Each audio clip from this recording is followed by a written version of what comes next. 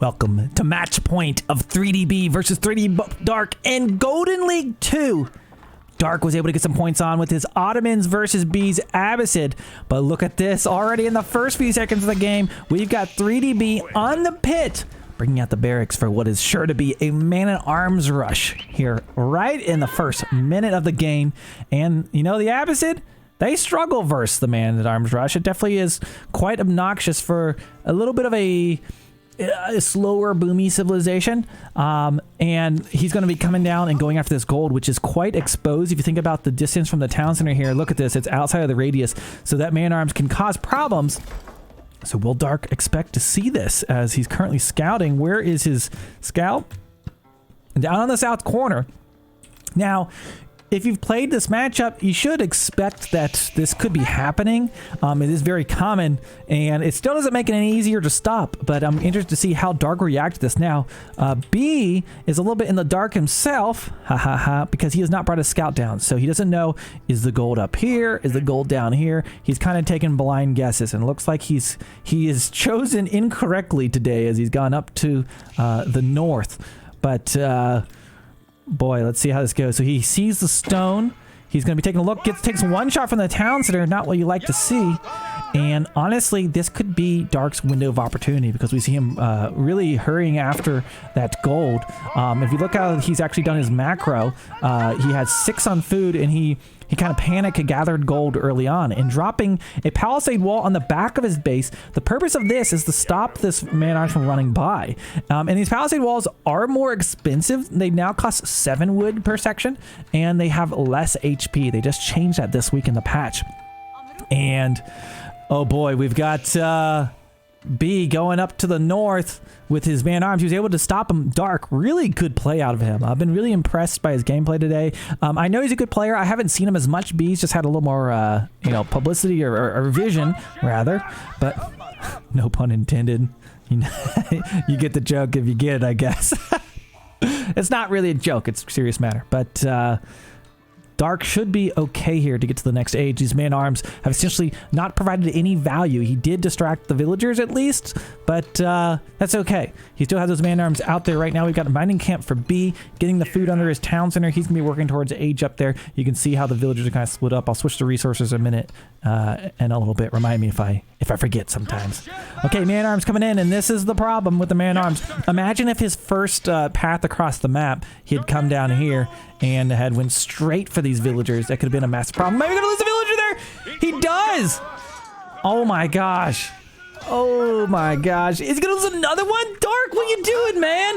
Asleep at the wheel, loses 2 villagers. He just wanted that gold. He tried. Did he? Oh, he got it. I was gonna say he's 1 gold short, but oh boy, that's the danger. So. How quickly things change. At the beginning of this match, I was saying like, oh, B didn't get any value out of these man-at-arms. He went the wrong way. And just like the blink of an eye, 2 villagers dead. And that is a massive pickup for B. Okay, as he sieges down. Now, I've mentioned this in the last game, but the House of Wisdom provides extra fire armor for these. So it does take longer to siege down the Abbasid buildings. Okay, which landmark does B opt for? He does go with the Council Hall. Of course, we've seen the Abbey of the Kings get a little bit of love this patch. It now can spawn a king, which is a Chad horse unit that also can heal. But B going for the traditional route. He's going for the Council Hall. The Council Hall, also getting some love, can now train the crossbow, which is a new thing for them. Man, that man-at-arms rush was just brutal. Going up with the Eco Wing, by the way. Now, we've been trying to teach all of our Abbasid people what are the different wings, what do they look like, because when you click on the Abbasid landmark, you can't see what it is. Like, I click this, I know that's the Council Hall.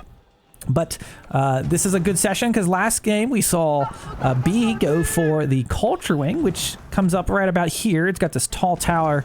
The Eco Wing is on the south side, and it's got this round top to it.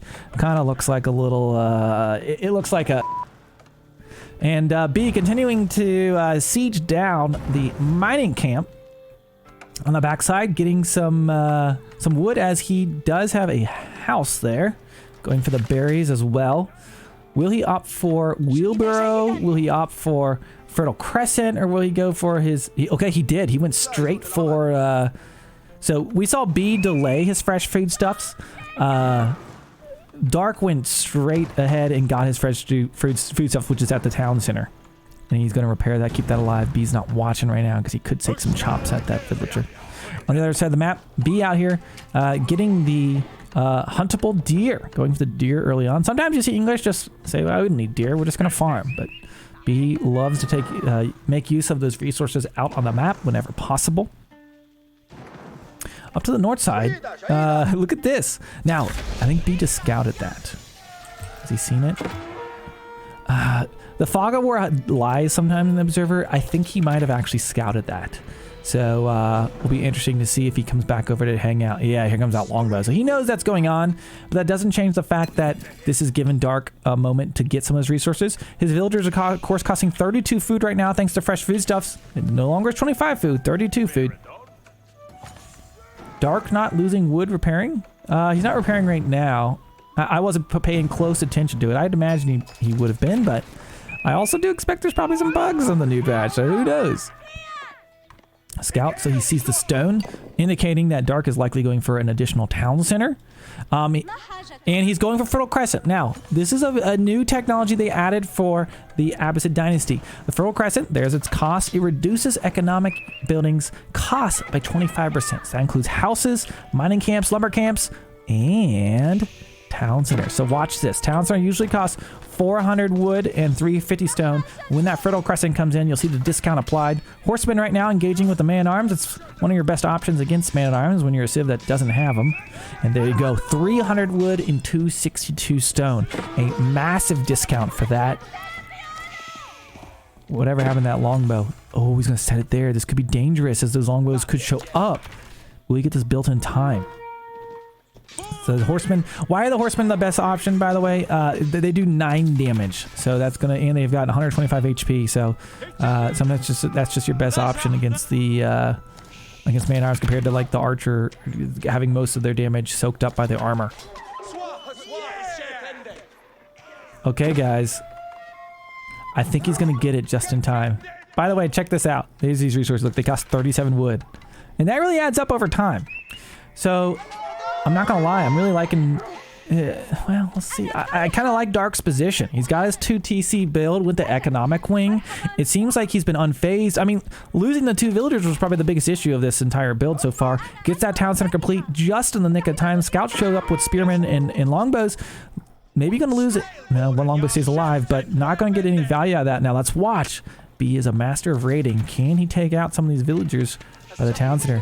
One villager going down. This is a villager. Of course, he has 2 town centers, so we saw last game. The Abbasid can bounce back. He drops a defensive tower. Will it get up in time? It is like 1 second too late. He loses 1 villager there. Does not have textiles, by the way, which will give him an additional 25 HP, but he does have the outpost, which will help him secure that. B building a clutch tower here.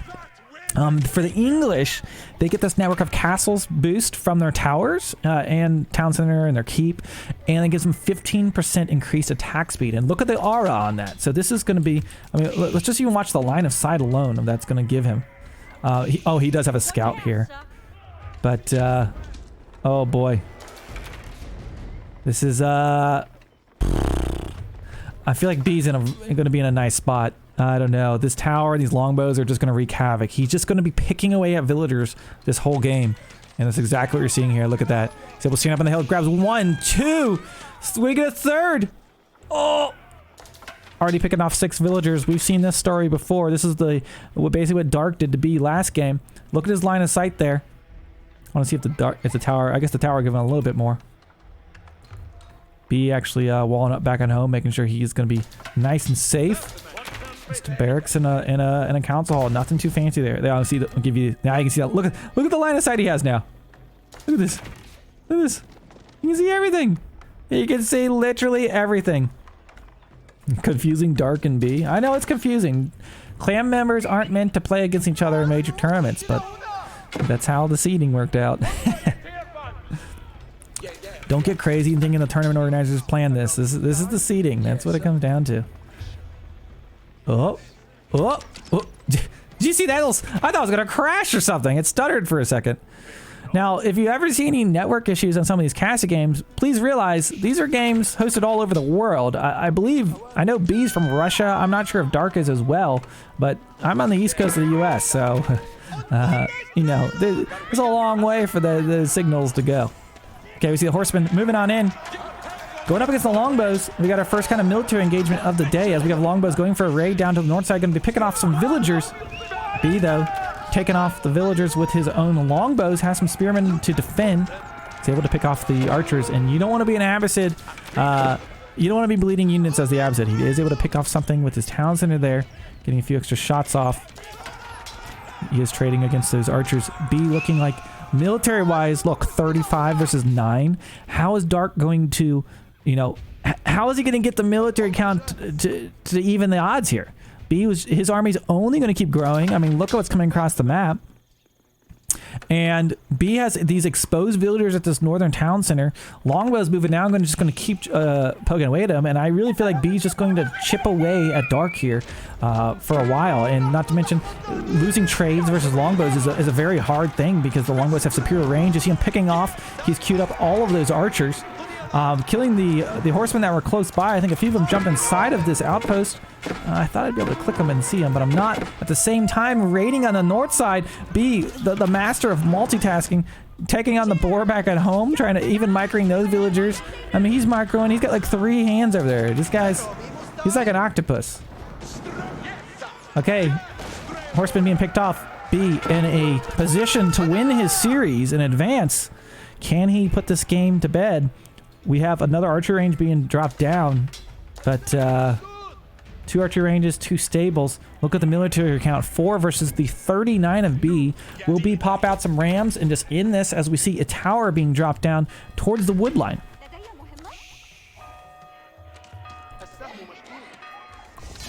And with that, he realized his goose is cooked, and 3D Dark taps out B, taking the series with making that third game look pretty easy. Maybe just the strategy he chose there, but definitely as far as the rest of the series is concerned, it was a lot of back and forth, especially the Ottoman and Abbasid game. And with that, B will be advancing here in Golden League 2. Let me give you a little bit of a view of the bracket. Here it is for you. So you can see there, B will be moving on to place to play against the winner of Simtom or Blade. And then on the northern side of the bracket, Marine Lord already advancing 2-0 versus Revolt. And he'll be playing the winner of Baltoon or Lash. So we could see some of these Titans matching up here in the winners round 3. But with that, that's going to close our series of Golden Leagues, 3DB versus 3D Dark. I hope you enjoyed this cast of game. And if you watch on YouTube, leave me a comment, leave me a subscribe. I'll see you guys in the next one.